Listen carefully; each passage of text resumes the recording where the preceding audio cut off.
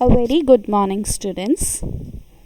Today we are going to discuss the School of Management Thought. Today's video is a continuation of our yesterday's class. Yesterday we discussed the first two schools of management thought, which was the empirical approach and the classical approach. And now today we are moving on to the third approach, or the third school of management thought, which is the neoclassical approach. Let us see, what does this approach tell? First of all, the founder of this classical theory, neoclassical theory, is George Elton Mayo. George Elton Mayo was the founder of the neoclassical theory. The neoclassical theory is the extended version of the classical theory, wherein the behavioral sciences get included into the management. In our classical theory, which we studied yesterday, we told that it is an approach wherein productivity is given more importance. Okay. And in the neoclassical approach, it is an extended version. That is, productivity is given importance, but within productivity, the aspect of behavioral science is also included. That is what is our neoclassical approach. The classical theories focused more on the structure and the physical aspect of the worker, but the neoclassical theory gives importance to the human and the social aspect.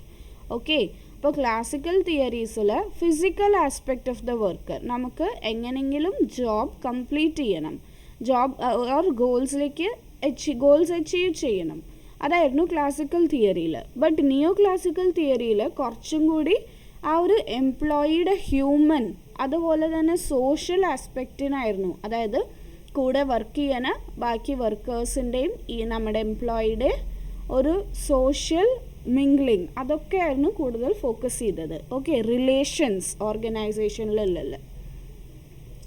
ഇനി neoclassical theory is also called as the behavioural theory of organisation or the human relations approach. ഇത് നിങ്ങൾക്ക് one വേർഡിനൊക്കെ ചോദിക്കാം. അപ്പോൾ you have to remember that neo classical പറയുമ്പോൾ അതിൽ എന്താണ്, ക്ലാസിക്കലിൻ്റെ കൂടെ ഒരു ബിഹേവിയർ അപ്രോച്ച് അല്ലെങ്കിൽ ഹ്യൂമൻ ബീയിങ്സിൻ്റെ അപ്രോച്ച്, അതായത് ഹ്യൂമൻ റിലേഷൻസ്. ഒരു നോർമലി ഒരു റോബോ ആണെങ്കിൽ ആൾക്ക് they do not require the human relations, but ഒരു human being if he is working he requires the social mingling, അല്ലേ? നമുക്കായാലും we will require the relationship. So that is what is this theory telling. According to this theory, the organization is the social system and its performance does not get affected by the human actions. Okay. There are two main sources of neoclassical theory, the human relation movement and the behavioral movement. അപ്പോൾ നമുക്ക് ഈ രണ്ട് മൂവ്മെൻറ്റും കുറച്ച് ഡീറ്റെയിലിൽ പഠിക്കാം. അതായത് human relation approach അതുപോലെ തന്നെ human behaviour approach. ആ രണ്ട് അപ്രോച്ചസ് അല്ലെങ്കിൽ രണ്ട് മൂവ്മെൻറ്റ്സ് ആണ് ഈ തിയറി ഉണ്ടാവാനുള്ള കാരണം, or the source of this theory. Human relation movement arose from the work of several sociologists and social psychologists who were concerned themselves with how people relate and interact within a group. Okay, അപ്പോൾ human relation പറയുമ്പോൾ സോഷ്യോളജിസ്റ്റും സൈക്കോളജിസ്റ്റും develop ചെയ്ത കാര്യമാണ്. അതിൽ എങ്ങനെയാണ് ഒരാൾ ഒരു ഗ്രൂപ്പിൽ react ചെയ്യണത്. Then behavioural movement came from psychologist who focused on the individual behavior. Behavioural അപ്രോച്ചിൽ ഇൻഡിവിജ്വൽ ഒരു ബിഹേവിയർ എങ്ങനെയാണ്, ഓക്കെ, ഒരു ഹ്യൂമൻ ബിഹേവിയർ എങ്ങനെയാണ്, അങ്ങനെ രണ്ട് അപ്രോച്ചസ് കൂടിയിട്ടാണ് ഈ നിയോ ക്ലാസിക്കൽ അപ്രോച്ച് ആയത്. അപ്പോൾ നമുക്ക് ആ രണ്ട് അപ്രോച്ചസ് കുറച്ചും കൂടി ഡീറ്റെയിലിൽ നോക്കാം. The human relation approach. Okay, ഈ അപ്രോച്ചിൽ productivity is not treated merely as an engineering problem. Okay, the cooperation of the employees, team spirit and their satisfaction are treated as the factors for raising productivity. ഇപ്പോൾ productivity increase ചെയ്യണമെങ്കിൽ അത് ഒരു machine പോലെയോ അല്ലെങ്കിൽ ഒരു engineering പോലെ നമുക്ക് ചെയ്യാൻ പറ്റില്ല. പ്രൊഡക്ടിവിറ്റി ഇൻക്രീസ് ചെയ്യണമെങ്കിൽ ആ ചെയ്യുന്ന ആൾക്കാരുടെ സാറ്റിസ്ഫാക്ഷൻ ഉണ്ടാവണം, ടീം സ്പിരിറ്റ് ഉണ്ടാവണം, കോപ്പറേഷൻ ഉണ്ടാവണം. ദെൻ അടുത്തത് എന്താണ്? Human relations are the analysis of people's issues that arise due to the interpersonal and organisational relationship. ഓർഗനൈസേഷനിൽ ഒരുമിച്ച് വർക്ക് ചെയ്യുമ്പോൾ ചില ഇഷ്യൂസും വരാം. അപ്പോൾ ആ ഇഷ്യൂസ് എന്താണ് അത് അനലൈസ് ചെയ്യാം. ഈ approach was proposed by Elton Mayo. Okay, ഇനി ഹ്യൂമൻ ബിഹേവിയർ അപ്രോച്ച്. അപ്പോൾ നേരത്തെ പറഞ്ഞ അപ്രോച്ച് എന്താണ്? ഒരു ഗ്രൂപ്പിൽ എങ്ങനെയാണ് ഒരാൾ വർക്ക് ചെയ്യുക. ഓക്കെ, ഗ്രൂപ്പിൽ ടീം സ്പിരിറ്റ് ആവശ്യമുണ്ട്, കോപ്പറേഷൻ വേണം, പിന്നെ അതുപോലെ തന്നെ അങ്ങനത്തെ ഫാക്ടേഴ്സാണ് ഇൻ്റർപേഴ്സണലും ഓർഗനൈസേഷൻ റിലേഷൻഷിപ്സ്, അതൊക്കെയാണ് ഇമ്പോർട്ടൻസ് പ്രൊഡക്ടിവിറ്റി ഇൻക്രീസ് ചെയ്യാനായിട്ട്. ഇനി human behaviour approach, management is defined as getting things done through other people അല്ലേ? അത് നമ്മൾ ഓൾറെഡി ഡെഫിനിഷനിൽ പഠിച്ചിട്ടുണ്ട്. And with the people, and hence the management, study of management should be focused on people and human relations. Ini, the advocates of this approach view management as the direction of the activities of the group of people towards the accomplishment of the common objectives.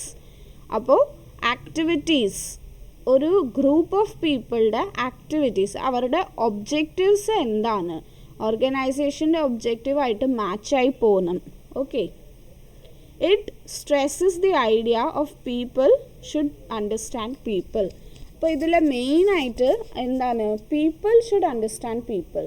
ആ ഒരു idea ആണ് കൂടുതലും focus ചെയ്യുന്നത് human ബിഹേവിയറിൽ. നമുക്കിപ്പോൾ ഒരാളുടെ behaviour മനസ്സിലായി കഴിഞ്ഞാൽ നമുക്ക് ഒരിക്കലും വിഷമാവില്ല, ഒരിക്കലും ഒരു പ്രോബ്ലം ഉണ്ടാവില്ല.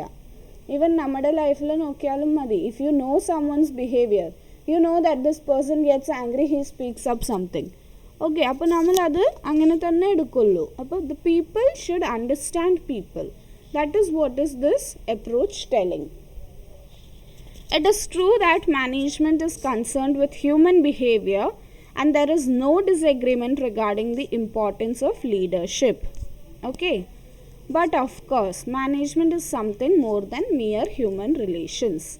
ഇനി ഈ നിയോ ക്ലാസിക്കൽ അപ്രോച്ചിൽ ഫുള്ളായിട്ട് പറയുന്നത് human behaviour, human relation, human അങ്ങനത്തെ ഒരു ആസ്പെക്റ്റിലാണ് മാനേജ്മെൻറ്റിന് നോക്കേണ്ടത്.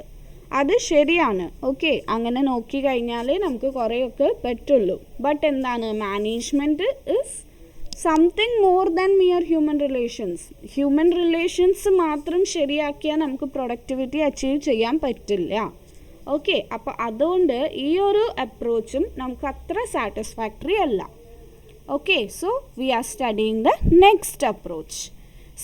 ഇതിലിപ്പോൾ 5 അപ്രോച്ചസ് ഉണ്ട്. ആ 5 അപ്രോച്ചും ഓരോ അപ്രോച്ച് കഴിയുമ്പോൾ വി വിൽ ടെൽ ദാറ്റ് ഈ ഒരു അപ്രോച്ച് അത്ര സാറ്റിസ്ഫാക്ടറി അല്ല, അതുകൊണ്ടാണ് അടുത്ത അപ്രോച്ച് ഡെവലപ്പ് ആയത്. ഓക്കെ, ഇനി social system approach. This is our 4th approach. അപ്പോൾ ഇതുവരെ നമ്മൾ എംപറിക്കൽ അപ്രോച്ച് പഠിച്ചു, ക്ലാസിക്കൽ അപ്രോച്ച് പഠിച്ചു, നിയോ ക്ലാസിക്കൽ പഠിച്ചു. നിയോ ക്ലാസിക്കലിൽ 2 അപ്രോച്ചാണ്, ഹ്യൂമൻ റിലേഷനും ഹ്യൂമൻ ബിഹേവിയർ അപ്രോച്ചും. ഇനി അടുത്തതാണ് social system approach. What is this approach telling? The social system school is similar to the human behavior school in its ideas. However, this approach views management as a social system or a system of cultural relationship. Okay, ഈ അപ്രോച്ചിൽ management എന്ന് പറയുന്നത് ഒരു social സിസ്റ്റമാണ്. Social പറയുമ്പോൾ society, അതായത് കുറേ ആൾക്കാർ കൂടി നിൽക്കുമ്പോൾ എല്ലാവർക്കും വേറെ വേറെ ഒരു സൊസൈറ്റീനാണ് വരുന്നത്, അല്ലെങ്കിൽ വേറെ വേറെ കൾച്ചേഴ്സിനാണ് വരുന്നത്. അപ്പോൾ അതിൻ്റെ എല്ലാത്തിൻ്റെയും ഒരു ഇൻറ്റഗ്രേഷൻ, അതാണ് social system. This approach identifies various social groups and emphasizes the need of cooperation in order to solve the biological, physical and social limitations of man in his environment. Okay. അപ്പോൾ ഓരോ എൻവയറമെൻറ്റിന് വരുമ്പോൾ ഓരോ ആൾക്ക് ഒരു different character ആയിരിക്കും, or different ഒരു approach ആയിരിക്കും. Okay. അപ്പോൾ ഈ അപ്രോച്ചിൽ സോഷ്യൽ സിസ്റ്റം പറയുമ്പോൾ എല്ലാവരും വേറെ വേറെ സ്ഥലത്തിന് വേറെ വേറെ ആൾക്കാർ വരുമ്പോൾ അവരുടെ ഇടയിൽ ഒരു കോപ്പറേഷൻ്റെ ആവശ്യമുണ്ട്. നമ്മുടെ ക്ലാസ്സിലും നോക്കിയാൽ കുറേ പേര് ഡിഫറെൻറ്റ് ഏരിയാസിന് വരുന്ന ആൾക്കാരാണ്, ഡിഫറെൻറ്റ് ഒരു കൾച്ചറുണ്ട്, ഡിഫറെൻറ്റ് ഗ്രൂപ്പ്സിനാണ്. അപ്പോൾ അവരുടെ ഇടയിൽ ഒരു കോപ്പറേഷൻ, ആ കോപ്പറേഷൻ എന്തിനാണ്? നമുക്ക് നമ്മുടെ ഇടയിൽ ബയോളജിക്കൽ, ഫിസിക്കൽ, സോഷ്യൽ പ്രോബ്ലംസ് ഉണ്ടാവും. ആ പ്രോബ്ലംസ് എല്ലാം സോൾവ് ചെയ്യാനായിട്ട്. Then it has made remarkable contributions in understanding the organization relationship, group relationship and the influence of informal relation organization.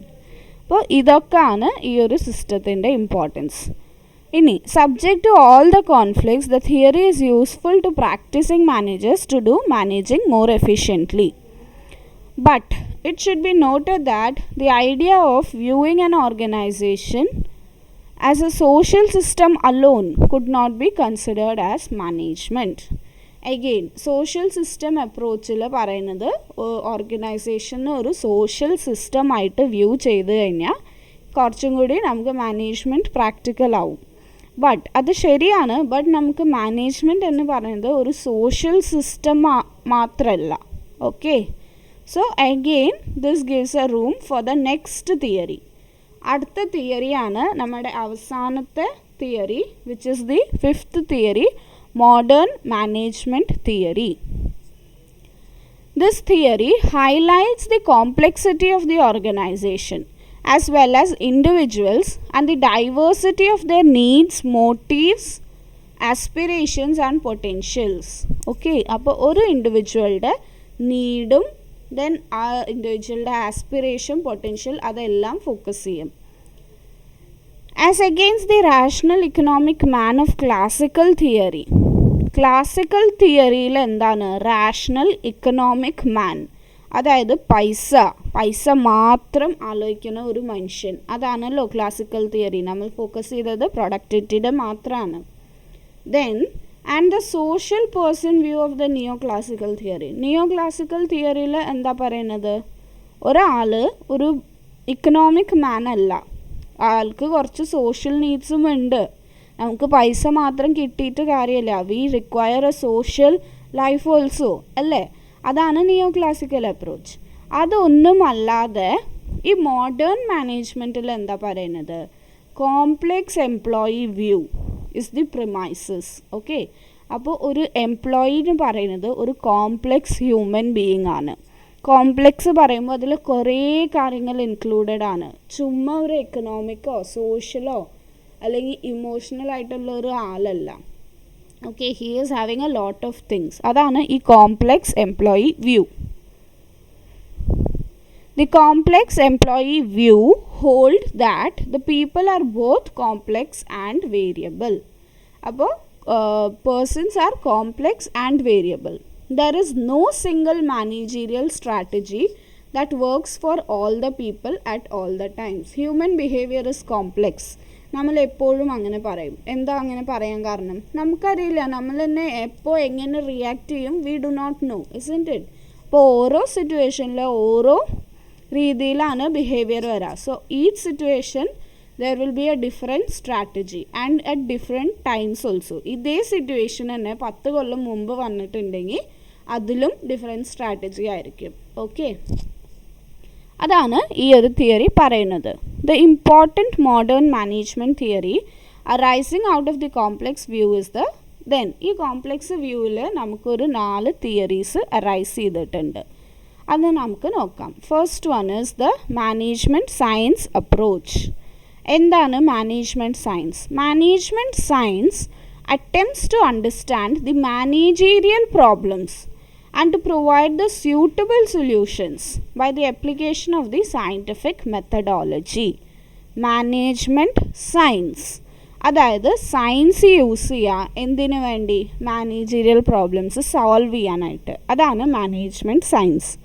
അങ്ങനെ പഠിച്ചാൽ മതി, നമുക്ക് ഫുൾ വേർഡ്സ് പഠിക്കേണ്ട ആവശ്യമില്ല. നിങ്ങൾ വെറുതെ മാനേജ്മെൻറ്റ് സയൻസ് എന്താണെന്ന് പഠിക്കുക. മാനേജ്മെൻറ്റ് സയൻസ് അതായത് മാനേജീരിയൽ പ്രോബ്ലംസിന് സോൾവ് ചെയ്യാനായിട്ട് സയൻറ്റിഫിക് മെത്തേഡ്സ് യൂസ് ചെയ്യണം. ഓക്കെ, അപ്പോൾ ക്വാണ്ടിറ്റേറ്റീവ്ലി ആണ്. നമുക്ക് സയൻസ് പറയുമ്പോൾ എല്ലാവർക്കും അറിയാമല്ലോ, ക്വാണ്ടിറ്റേറ്റീവ് ആണ്, ശരിക്കും ഫാക്ട്സ് ആൻഡ് ഫിഗേഴ്സ് വെച്ചിട്ടാണ്. അപ്പോൾ ഡിസിഷൻ മേക്കിങ്ങിൽ നമുക്ക് ക്വാണ്ടിറ്റേറ്റീവ് ബേസിസ് ആണ്. The school thought contributed much to the management by providing the tools and the techniques of decision making capacity of the managers by analyzing the different alternatives in a scientific manner. അപ്പോൾ നമുക്കൊരു decision എടുക്കണമെങ്കിൽ, ഒരു decision making ചെയ്യണമെങ്കിൽ നമുക്ക് കുറേ alternatives ഉണ്ടാവും. അതിൽ best alternative ഒരു സയൻറ്റിഫിക് മാനറിൽ സെലക്ട് ചെയ്യാം. ഓക്കെ, അതാണ് ഈ management science approach. Full science use ചെയ്തിട്ടാണ് മാനേജീരിയൽ പ്രോബ്ലംസ് സോൾവ് ചെയ്യുക. ഇനി അടുത്ത അപ്രോച്ചാണ് മോഡേൺ മാനേജ്മെൻറ്റ് തിയറിയുടെ സിസ്റ്റംസ് അപ്രോച്ച്. അപ്പോൾ ഇതിൽ ഓർഗനൈസേഷനെ ഒരു സിസ്റ്റം ആയിട്ട് ട്രീറ്റ് ചെയ്യുക. എന്താണ് system? A system is a composed of small elements known as subsystem that are interdependent and interrelated. അപ്പോൾ സിസ്റ്റം പറയുമ്പോൾ എന്താണ്? ഒരു കമ്പൈൻഡ് ആയിട്ടുള്ളൊരു കാര്യമാണ്. അതിൽ ചെറിയ ചെറിയ സബ് സിസ്റ്റംസ് ഉണ്ടാവും. System is composed of the sub systems. ആ ഓരോ സബ് സിസ്റ്റംസും ഇൻ്റർഡിപ്പെൻഡൻറ്റും ഇൻ്റർ റിലേറ്റഡും ആണ്. അതാണ് സിസ്റ്റം അപ്രോച്ച്. ഇപ്പോൾ ഓർഗനൈസേഷനിൽ ഓരോ എംപ്ലോയി ഒരു സിസ്റ്റമാണ്. അപ്പോൾ ആ സിസ്റ്റം സബ് സിസ്റ്റമാണ്. അപ്പോൾ സബ് സിസ്റ്റംസ് എല്ലാം ഇൻ്റർ റിലേറ്റഡ്, ഇൻ്റർഡിപ്പെൻഡൻ്റ് ആണ്. ദെൻ അതാണ് വലിയൊരു ഓർഗനൈസേഷൻ സിസ്റ്റം ഫോം ആവുന്നത്. ദെൻ അടുത്ത അപ്രോച്ചാണ് contingency approach. Contingency approach or the situational approach is the latest approach. നമുക്ക് ഈ അപ്രോച്ചിൽ സിറ്റുവേഷണൽ അപ്രോച്ചാണ്. ഓരോ സിറ്റുവേഷനിൽ എങ്ങനെ നമ്മൾ റിയാക്ട് ചെയ്യണു. This school of thought has developed on the idea that there is no single best method to find the solutions to the managerial problems. Okay, the principles and the practices of management should be applied situationally. ഓരോ സിറ്റുവേഷനിൽ എങ്ങനെ react ചെയ്യണം അത് നമുക്ക് ആ സിറ്റുവേഷനിൽ തന്നെ മനസ്സിലാവുള്ളൂ. അതാണ് ഈ അപ്രോച്ച് പറയുന്നത്. The management knowledge which can be applied successfully under a particular situation may not be holding good for different situation. അതാണ് situation approach or the contingency approach. Then അടുത്തതാണ് ഓപ്പറേഷണൽ അപ്രോച്ച്. ഓപ്പറേഷണൽ അപ്രോച്ച് പറയുമ്പോൾ it is a school of management thought recognizes the existence of a centralized body of knowledge. Operational approach. അപ്പോൾ നമുക്കൊരു centralised body of knowledge ഉണ്ട് മാനേജ്മെൻറ്റിന് വേണ്ടി. Okay, ഇത് develop ചെയ്തത് Coons and ഓഡോണൽ. ഈ രണ്ട് പേരാണ് ഓപ്പറേഷൻ അപ്രോച്ച് ഡെവലപ്പ് ചെയ്തത്. This approach also treats management as universal. അതായത് management is not confined to a particular office or a organisation. Non profit ഓർഗനൈസേഷൻസും മാനേജ്മെൻറ്റ് ചെയ്യും. സ്കൂളിലും മാനേജ്മെൻറ്റ് ആവശ്യമുണ്ട്, ഒരു കമ്പനിയിലും ആവശ്യമുണ്ട്, ഒരു MNCയിലും ഒരു വീട്ടിലും ആവശ്യമുണ്ട്. അപ്പോൾ മാനേജ്മെൻറ്റ് പറയുമ്പോൾ യൂണിവേഴ്സലാണ്. ഒരു ഓർഗനൈസേഷൻ അല്ലെങ്കിൽ ഈ ഒരു ഓഫീസിലത്തെ കാര്യമല്ല. ഇറ്റ് ഈസ് യൂണിവേഴ്സൽ, എല്ലാ സ്ഥലത്തും ആപ്ലിക്കബിൾ ആണ്. At the same time, this approach also explains that the environment in which the manager is operating is quite different, and hence the problems of managers are also different. ഓരോ എൻവയറമെൻറ്റും different ആണ്. ഇപ്പോൾ ഇന്ത്യയിലത്തെ environment അല്ല അമേരിക്കയിലത്തെ environment. Okay, അതുപോലെ തന്നെ ഇന്ത്യയിലെ തന്നെ നോർത്തിലത്തെ environment അല്ല സൗത്തിലത്തെ environment. So ഓരോ എൻവയറമെൻറ്റ് ഇസ് ഡിഫറെൻറ്റ്. അപ്പോൾ എൻവയറമെൻറ്റ് അനുസരിച്ച് മാനേജേഴ്സിൻ്റെ പ്രോബ്ലംസും ഡിഫറെൻ്റ് ആണ്. അപ്പോൾ നമുക്കൊരു കോമൺ തിയറി ഓഫ് മാനേജ്മെൻറ്റ് ഇതാണ് മാനേജ്മെൻറ്റ് തിയറി, ഈ പ്രശ്നം വന്നാൽ ഇങ്ങനെ ചെയ്യുക, അങ്ങനെ നമുക്ക് പറയാനായിട്ട് പറ്റില്ല. അതാണ് ഈ അപ്രോച്ച് പറയുന്നത്. Therefore, a good manager should acquire the knowledge of management. അപ്പോൾ നമുക്ക് എന്താണ് എല്ലാം പഠിച്ച് വെക്കണം. ദെൻ ഓരോ കാര്യം അപ്ലൈ ചെയ്യുമ്പോൾ വി ഷുഡ് അണ്ടർസ്റ്റാൻഡ് എന്ത് എൻവയറമെൻറ്റിലാണ് നമ്മൾ വർക്ക് ചെയ്യണത്, അതനുസരിച്ച് നമുക്ക് നമ്മുടെ വർക്കിംഗ് അനുസരിച്ചിട്ടാണ് ഒരു ഡിസിഷൻ എടുക്കേണ്ടത്. So this is the operational approach of management. Okay, so today we have discussed the approaches or the schools of management thought. There are total 5 schools of management thought. We have completed that topic. Thank you.